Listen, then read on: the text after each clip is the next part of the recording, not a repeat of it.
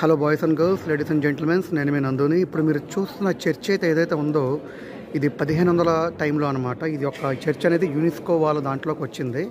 ఒకసారి చర్చ్ మీకు చూపిస్తాను. మాస్కో నుంచి అనమాట. మనం మాస్కోకి రావడం జరిగింది.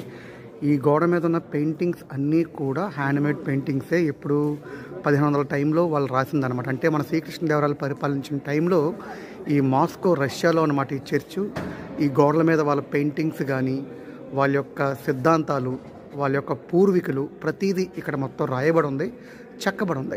అలాగే మీకు ఈ చర్చ్ యొక్క సీలింగ్ కూడా చూపిస్తాను చూడండి. దీని సీలింగ్ మంచి మంచి షంగ్రీలా చేసి బాగా హంగులు చేశారు. ఆ టాప్లో కూడా చూడండి ఆ యొక్క పెయింటింగ్స్ అవిని.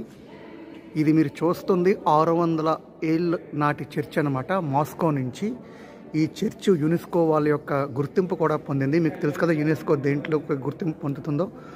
ఈ చర్చ్ మీరు చూస్తున్నారు మాస్కో నుంచి, రష్యా నుంచి. Thank you for watching. మీ నందు సైనింగ్.